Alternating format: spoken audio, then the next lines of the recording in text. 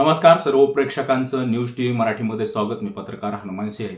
महाराष्ट्राच्या राजकारणामध्ये आज आपण काही महत्त्वाची जी काही चर्चा आहे ती करण्याचा प्रयत्न या ठिकाणी करणार आहोत।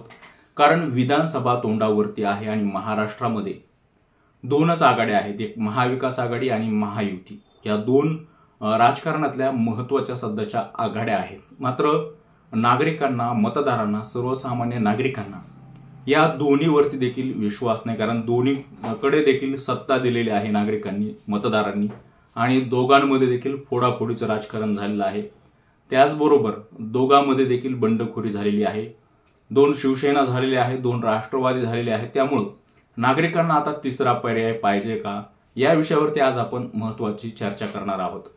महाराष्ट्रामध्ये मागच्या 5 वर्षात प्रचंड फोडाफोडीचं राजकारण झालं आणि त्यामुळे नागरिकांचा विश्वास या ठिकाणी राजकारणावरती राहिलेला नाही।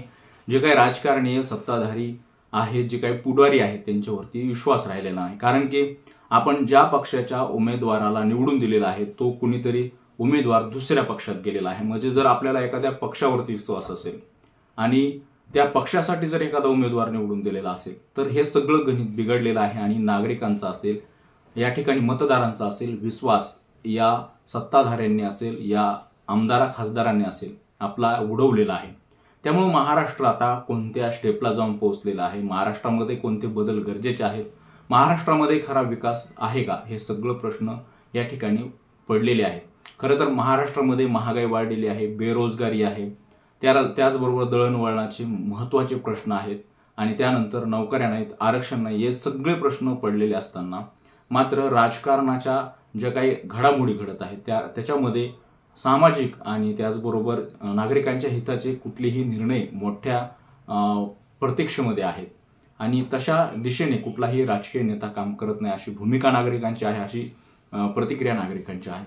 शेतकऱ्यांच्या शेतमालाला भाव नाही, ही सगळी प्रचंड भीषणता आहे, प्रचंड पडलेले प्रश्न आहेत। आणि अशा वेळी आता महाराष्ट्रामध्ये महाविकास आघाडी आणि महायुती या व्यतिरिक्त एखादा पर्याय पाहिजे का, तर या सगळ्या संदर्भामध्ये कालच छत्रपती शिवाजी महाराज यांचे वंशज छत्रपती संभाजीराजे यांनी एका टीव्हीवरती मुलाखत दिली, एका चॅनलवरती मुलाखत दिली आणि त्यातून ह्या सगळ्या गोष्टीचा बराचसा काही उलगडा झालेला आहे। कारण की इथल्या नागरिकांना या दोन व्यतिरिक्त एखादा पर्याय पाहिजे आणि वेगळा महाराष्ट्र, सुसंस्कृत महाराष्ट्र, शाहू फुले आंबेडकरांचा महाराष्ट्र या ठिकाणी पाहिजे। आणि शाहू फुले आंबेडकरांच्या विचारावर आज छत्रपती संभाजीराजे महाराष्ट्रामध्ये काम करतायत। आता त्यांनी जो काही पर्याय या ठिकाणी मांडलेला आहे, त्यांची जी काही शिवस्वराज्य जी काही संघटना आहे, जो काही पक्ष आहे, तसे अनेक पक्ष महाराष्ट्रामध्ये आहेत। त्याचबरोबर मनोज जरांगे पाटील यांना देखील सोबत घेण्याचा त्यांचा विचार आहे। तर प्रकाश आंबेडकर असतील, राजरत्न आंबेडकर असतील, त्याचबरोबर राजू शेट्टी असतील आणि त्यानंतर बच्चू कडू असतील, असे जी काही घटक पक्ष आहेत, जो छोटे छोटे पक्ष आहेत, त्यांना घेऊन एक तिसरी आघाडी स्थापन होऊ शकते का, आणि त्या दृष्टिकोनातून छत्रपती संभाजीराजे काम करण्याचा मला तरी वाटतंय प्रयत्न करतात, असं त्यांनी त्यांच्या मुलाखतीमध्ये काल दाखवून दिलेलं आहे, बोलून दाखवलेलं आहे। त्यांना एक वेगळा महाराष्ट्र या ठिकाणी निर्माण करायचा आहे, कारण महाराष्ट्राला खरंच वेगळ्या विचाराची आणि वेगळ्या उंचीवर घेऊन जाण्याची गरज आहे।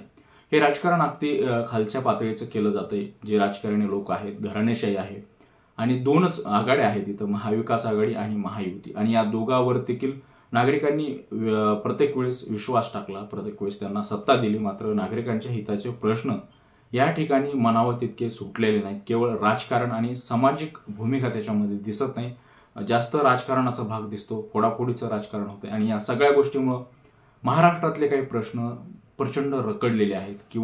केवळ वाद होतोय, केवळ एकमेकावरती टीका केल्या जातात। आता महाराष्ट्रामध्ये मागच्या काही दिवसापासून, 1 वर्षापासून जवळपास मराठा आरक्षणाचा इतका मोठा प्रश्न गंभीर रूपात समोर आलेला आहे। मनोज जरांगे पाटील हे एवढ्या तीव्र स्वरूपाचं आंदोलन करत असताना हे सरकार देखील असा प्रश्न सोडवत नाही। त्यानंतर धनगर आरक्षणाचा प्रश्न असेल, असे महत्त्वाचे जे प्रश्न आहेत, त्यामुळे वर्ष 2-2 वर्ष लढे सुरू आहेत आणि याचा मोठा जो काही नुकसान महाराष्ट्रामध्ये होते, आपण बघितलं तर एवढे मोठे आंदोलन, मोर्चे झाले आणि त्यामुळं हे सगळं महाराष्ट्राला सहन करावं लागतंय।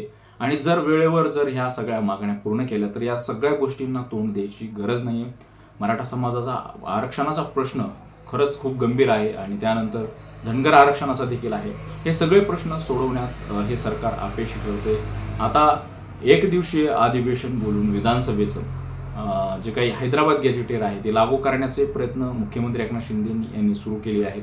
असे जर लवकर प्रश्न हे जर सुटले, आता हा प्रयत्न केला जात आहे मात्र सुटेल का हे देखील प्रश्नचिन्ह आहे. मात्र महाराष्ट्रामध्ये राजकारणात आता कुठंतरी एका तिसऱ्या आघाडीची आणि नव्या पर्यायाची गरज असल्याची नागरिकांना संभाजी महाराजांनी बोलून दाखवलेलं आहे. तर या संदर्भामध्ये आपल्याला काय वाटते, तिसरी आघाडी व्हायला पाहिजे का? जे मी नाव सांगितले, राजू शेट्टी असतील, त्याचबरोबर बच्चू कडू असतील, राजनाथ आंबेडकर असतील, प्रकाश आंबेडकर असतील, मनोज जरांगे पाटील असतील आणि छत्रपती संभाजीराजे असतील, अशी जर महाराष्ट्रातली ही मंडळी एकत्र आली आणि तिसरी आघाडी जर निर्माण झाली तर खरंच महाराष्ट्राला फायदा होईल का? आपल्याला नेमकं काय वाटते आमच्या कमेंट बॉक्समध्ये नक्की कळवा. आणि नागरिकांना तुम्हाला देखील वाटतंय का की बाबा हे दोन आघाड्यापेक्षा तिसरी आघाडी महाराष्ट्रामध्ये तयार व्हायला पाहिजे आणि एक सुसंस्कृत एक महाराष्ट्र पुन्हा नावारूपाला आला पाहिजे, इथला विकास झाला पाहिजे, असं तुम्हाला वाटतंय का? या सगळ्या संदर्भामध्ये या प्रश्नाबद्दल तुम्हाला काय वाटतंय आमच्या कमेंट बॉक्समध्ये नक्की कळवा. आमचे असेच नवनवीन व्हिडिओ पाहण्यासाठी आणि ताजे अपडेट्स जाणून घेण्यासाठी आमच्या चॅनलला शेअर, लाईक, सबस्क्राईब नक्की करा. धन्यवाद.